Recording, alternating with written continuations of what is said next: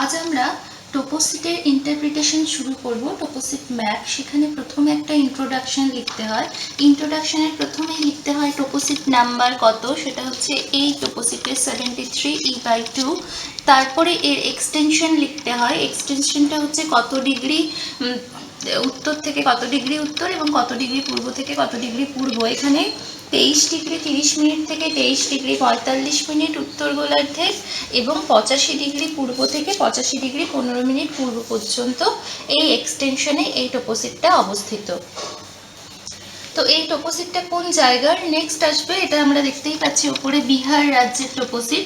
তো বিহার রাজ্যের টোপোসিটের মধ্যে এটা তো গোটা বিহার রাজ্য ধরবে না, তো কতটুকু জায়গা আছে সেটা আমরা ওই ওপরেও লেখা থাকে হাজারিবাগ আর রাঁচি ডিস্ট্রিক্টের কিছু পার্ট, এবং নিচে এখানে অ্যাডমিনিস্ট্রেটিভ ইন্ডেক্স বলে একটা ছোট বক্স করে দেওয়া আছে, যেখানে কতটা জেলার কতটা এরিয়া এর মধ্যে আছে সেটা দেখানো যায়। এরপরে আমি আসবো ম্যাপ স্কেল। ম্যাপ স্কেল কত, সেটা হচ্ছে 1:50,000 বা 2 সেন্টিমিটার টু 1 কিলোমিটার টোপোসিটের স্কেল। এরপরে আসে টোপোসিটের ম্যাগনেটিক ভ্যারিয়েশন কতটা, সেটা একদম ওপরে লেখা থাকে। ম্যাগনেটিক ভ্যারিয়েশন 3/4° ওয়েস্ট ইন 1975, এবং প্রতি বছর 1 মিনিট করে এটা ডিক্রিজ হচ্ছে। এছাড়া টোপোসিটের সার্ভে ইয়ার লেখা থাকে একদম ওপরের এই দিকে কর্নারে, সার্ভে ইয়ার কত সালে সার্ভে হয়েছে। তারপরে ম্যাপটা কত সালে পাবলিশড হয়েছে, কন্ট্রোল ইন্টারভ্যাল কত, এবং কার মানে এটা কোন সার্ভেয়ার জেনারেলের টাইমে এটা পাবলিশড হয়েছে, পাবলিকেশন ইয়ার, এবং কন্ট্রোল ইন্টারভ্যাল যেটা লেখা থাকে তলায়, কন্ট্রোল ইন্টারভ্যাল কত মিটার।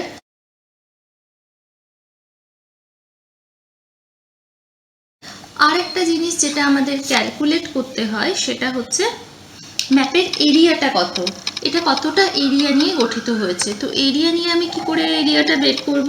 আমরা জানি টোপোসিটের স্কেল হচ্ছে 2 সেন্টিমিটার টু 1 কিলোমিটার। তখন আমাকে কোনো বড় স্কেল নিয়ে এই দিক থেকে আমার এর লেন্থটা মাপতে হবে, টোটাল লেন্থটা কত সেন্টিমিটার আসছে। এইভাবে এটা কোনো একটা গোটা স্কেলে আসবে না, এতটা করার পরে আবার সেখানে পয়েন্ট দিয়ে এইভাবে গোটাটা মেপে নিলাম। এই দিকে আছে 55.4 সেন্টিমিটার। তেমনিভাবে চওড়াতেও কতটা আছে সেটাও আমরা মেপে নেব। এদিকে আছে 51 সেন্টিমিটার। তো এই যে সেন্টিমিটারগুলো বেরোলো, এই সেন্টিমিটারগুলোকে আবার আমাকে কনভার্ট করতে হবে কিলোমিটারে। কি করে কিলোমিটারে কনভার্ট করব? 55 ডিভাইডেড বাই 2, 55.4 ডিভাইডেড বাই 2 করলে 27.7 কিলোমিটার আসে। আর এইদিকে 51 কিলোমিটারকে 2 দিয়ে ডিভাইড করলে 55.5 কিলোমিটার আসে। সেই দুটোকে গুণ করলে, অর্থাৎ দৈর্ঘ্য ইন্টু প্রস্থ করলে আমি তার ক্ষেত্রফল পেয়ে যাব। তাহলে এই সার্ভে এরিয়াটার টোপোসিটটার টোটাল ক্ষেত্রফল হচ্ছে 706.35 স্কোয়ার কিলোমিটার। তো এটা হয়ে গেল এর ইন্ট্রোডাকশন পার্ট। আসার পরে আজকে আমরা যেটা করব সেটা হচ্ছে এর রিলেটিভ রিলিফ বের করব এবং ব্রেক অফ স্লোপ বের করব।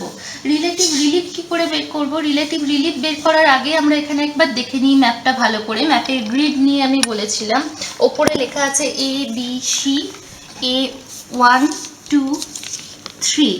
তাহলে আমরা যে গ্রিডগুলো পেলাম, এখানে 3টে গ্রিড, এখানে 3টে গ্রিড। এই গ্রিড অনুযায়ী আমাকে রিলেটিভ রিলিফটা বের করতে গেলে সেটাকে আমাকে ছোট করে খাতায় আঁকার মতো করতে হবে। এই গ্রিডটাকে আমরা ছোট করে, মানে স্কেল চেঞ্জ করে খাতায় আঁকার মতো করব। প্রথমে আমি এদিকে পেয়েছিলাম লেন্থ ছিল 55.4 সেন্টিমিটার।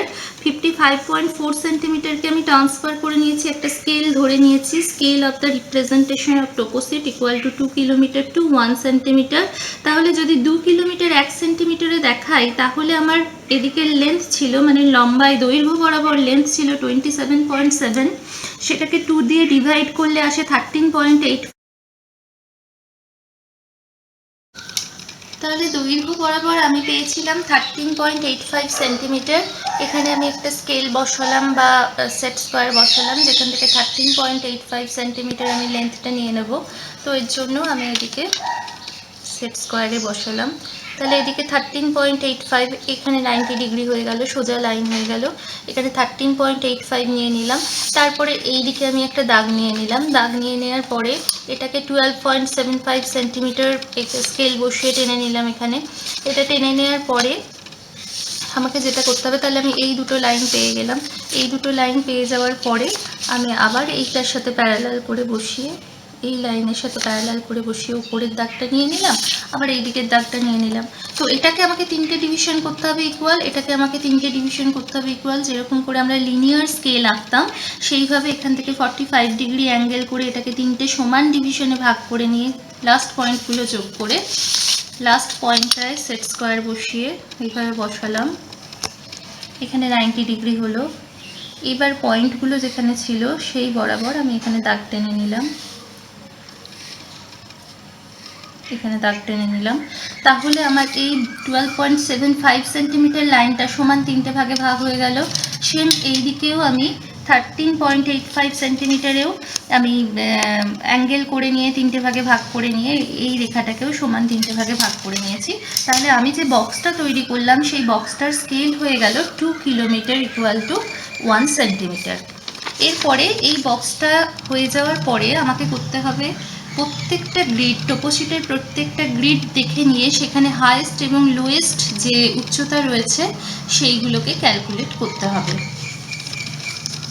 গ্রিড থেকে আমি ম্যাক্সিমাম এবং মিনিমাম হাইটগুলো খুঁজে বের করে নিয়ে এখানে একটা টেবিল ফরম্যাটে লিখেছি।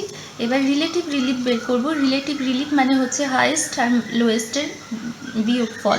তো এই দুটোকে বিয়োগ করে আমি রিলেটিভ রিলিফ পেয়েছি। এবার রিলেটিভ রিলিফগুলো আমি ওইভাবে যে বক্সটা তৈরি করেছিলাম, যে খোপটা তৈরি করেছিলাম, তার মিডিল পোর্শনে প্রত্যেকটা রিলেটিভ রিলিফ আমি লিখে নিলাম। লিখে নেওয়ার পরে আমি এখানে দেখতে পাচ্ছি যে রিলেটিভ রিলিফগুলো এসেছে সেটাকে কতগুলো ক্লাসে বিভক্ত করে তার মধ্যে দিয়ে আমাদের একটা করে আইসোপ্লেট লাইন ড্র করতে হবে। যেমন আমি যদি 150 কন্ট্যুর ড্র করি, 150 কন্ট্যুর যদি ড্র করা হয় তাহলে দেখতে পাবো যে এখানে এই দুটো পয়েন্টের মধ্যে গ্যাপ রয়েছে, এখানে রয়েছে 124, এখানে রয়েছে 175। তো আমি যদি এর মধ্যে 150 আঁকতে চাই, 150 আঁকতে চাই, তাহলে এখানে যদি মিডিল পয়েন্ট হয় তাহলে এই দুটোকে প্রথম ডিস্টেন্সটাকে স্কেল দিয়ে আঁকতে হবে কতটা ডিস্টেন্স হচ্ছে। এই দুটো ডিস্টেন্সকে আমি ভাগ করলাম এরকম। তো এই যে এই লাইনটা এলো এর মিডিল বরাবর, এই দিকে হচ্ছে যদি 150 হয় ওদিকে হচ্ছে 24 ঘর আর এই দিকে হচ্ছে 25 অর্থাৎ 25 ঘর, তাহলে মোটামুটি মিডিল দিয়ে 150 পয়েন্টটা পাবো।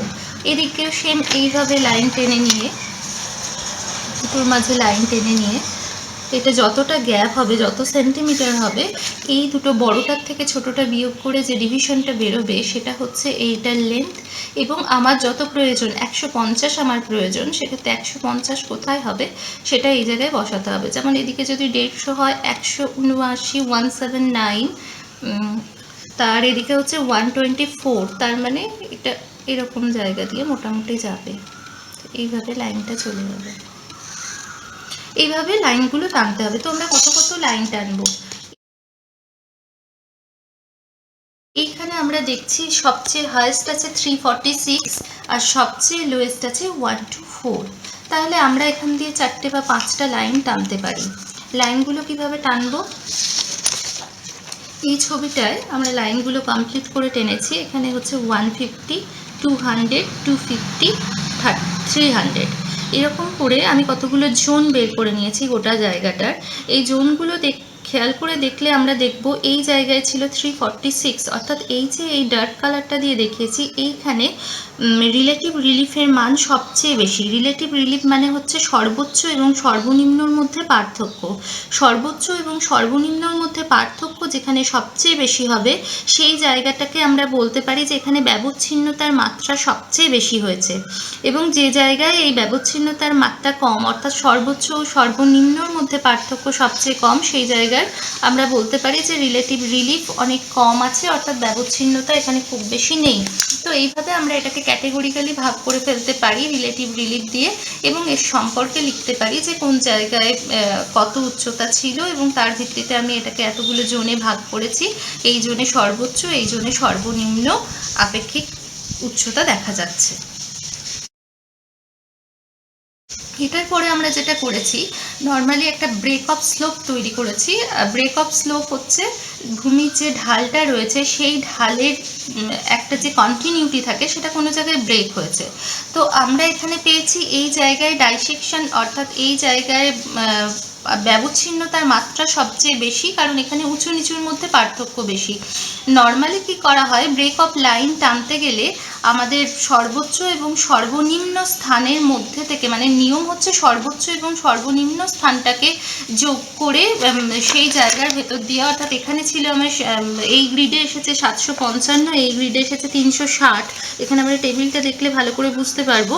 এই লাইন বরাবর আমাদের ব্রেক অফ স্লোপের লাইন করা উচিত, কিন্তু এত বড় লাইন দিয়ে যদি আমরা কাজ করি সেটা বাস্তবে এখানে একটা গ্রিড থেকে একটা গ্রিড সেটা খাতায় ধরবে না। সেই জন্য যেখানে আমার এই পার্থক্যটা খুব বেশি সেরকম কোনো জায়গা থেকে আমি একটা টুকরো তুলে নিয়ে ব্রেক অফ স্লোপটা তৈরি করব। ব্রেক অফ স্লোপ তৈরি করার জন্য আমি ম্যাপের C2 গ্রিড থেকে একটা স্থান তুলে নিয়েছি, যেখানে সর্বোচ্চ এবং সর্বনিম্ন, মানে সর্বোচ্চ রয়েছে 700 আর সর্বনিম্ন রয়েছে 380, এরকম একটা জায়গায় রিলিফ তুলে নিয়েছি। সেটা কিভাবে তুলতে হয় সেটা হচ্ছে পেপার স্কেলে করে টোপোসিট থেকে তুলতে হয়। যেমন পেপার স্কেল এইভাবে একটা কাগজকে মুড়িয়ে নিয়ে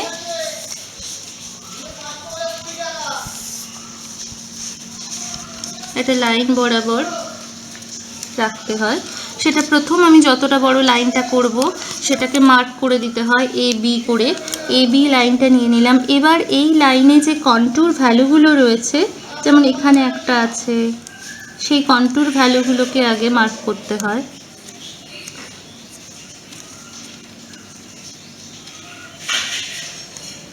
এইভাবে আমি তুলে নিলাম। তারপরে এটা কত কন্ট্যুর সেটাকে আইডেন্টিফাই করতে হয়। যেমন এই কন্ট্যুরটা হচ্ছে 380।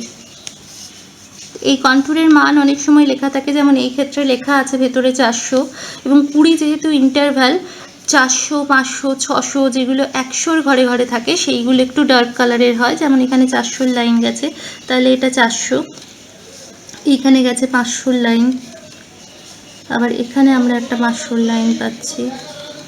এখানে এইটা হচ্ছে 500, 500।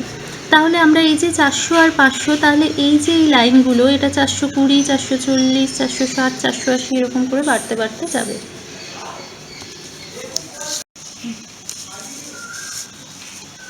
এবার AB লাইন আমি যে তুলে নিয়েছি সেটা এর তলায় এইভাবে রাখতে হয়। তারপর এখানে লাইন দিয়ে এদিকে স্কেল করতে হয়। এখানে আমি ধরে নিয়েছি 0.5 সেন্টিমিটার সমান 100 মিটার। তো আমার 700 মিটার হাইয়েস্ট আছে, 700 মিটার পর্যন্ত নেওয়া হয়েছে। এবার AB লাইনের মধ্যে এখানে 380 জায়গায় আমি বসালাম। 380-তে বসানোর পরে আমি এখানে স্কেল পাতবো। স্কেল পাতার পরে 100, 200, 300, 380, মানে একটা ছোট ঘরের গ্যাপ হচ্ছে 20 মিটার, তাহলে 380 হচ্ছে এই জায়গায়। এখানে পয়েন্ট দিলাম। এরকম করে সব পয়েন্টগুলো দিয়ে নেওয়ার পরে স্মুথ হাতে যোগ করতে হবে, কোনো জায়গায় খোঁচা রাখলে হবে না, একদম রাউন্ড শেপে সুন্দর করে যোগ করতে হবে। যোগ করবার পরে আমি এই ছবিটা পেয়েছি, যে ছবিটায় আমি দেখছি যেখানে 400 মিটার কন্ট্যুর রয়েছে, তারপর থেকে ভূমিরূপের একটা বিশাল পরিবর্তন হয়ে গেছে, প্লেন হয়ে গেছে, কিন্তু তার আগে পর্যন্ত ভূমিরূপের মধ্যে উঁচু নিচুর পার্থক্য আমি দেখতে পাচ্ছি। তাহলে এই জায়গাটায় এই 400 কন্ট্যুর লাইনটাকে আমি ব্রেক অফ স্লোপ ধরে নিলাম। তাহলে ব্রেক অফ স্লোপ হচ্ছে 400 মিটার। এখানে এর উল্টো দিকে রয়েছে ডাইসেক্টেড প্ল্যাটো, আর এই দিকে হচ্ছে রিভারাইন প্লেন, অর্থাৎ নদীর কাজের ফলে এই দিকটা ক্ষয়ীভূত হয়ে গেছে। এই যে এই ছবিটা তৈরি করা হয়েছে, স্কেল হচ্ছে ভার্টিক্যাল স্কেল 1 সেন্টিমিটার সমান 200 মিটার, যেহেতু 0.5 সমান 100, তাহলে 1 সেন্টিমিটার মানে 200। হরাইজেন্টাল স্কেল হচ্ছে 1 সেন্টিমিটার সমান 500 মিটার। আমরা জানি এটা টোপোসিটের স্কেল যেটা থাকবে সেটাই হচ্ছে এর হরাইজেন্টাল স্কেল। তার মানে হচ্ছে ওখানে ছিল 2 সেন্টিমিটার ইকুয়াল টু 1 কিলোমিটার, এখানে আসছে 1 সেন্টিমিটার সমান 500 মিটার। তো এইভাবে আমরা ব্রেক অফ স্লোপের ছবিটা তৈরি করতে পারি। এইবার ব্রেক অফ স্লোপ যত কন্ট্যুর লাইনে হবে, সেই কন্ট্যুর লাইনটা ম্যাপের মধ্যেখান দিয়ে আমাদের সেই কন্ট্যুরের ভ্যালুটাকে গোটাটাকে এঁকে নিয়ে গোটা টোপোসিটটাকে আমরা দুটো ভাগে ভাগ করে নিতে পারি। এক দিকটা হয়ে যাবে ডাইসেক্টেড প্ল্যাটো 400 মিটারের ওপরে, আর এই দিকটা হয়ে যাবে রিভারাইন প্লেন। সেইভাবে আমরা এটাকে দুটো ফিজিওগ্রাফিক জোনে ভাগ করে নিতে পারি ব্রেক অফ স্লোপ দিয়ে, এবং প্রত্যেকটা জোন সম্পর্কে আরও ডিটেলে পরে ওটার স্টাডি করা যেতে পারে।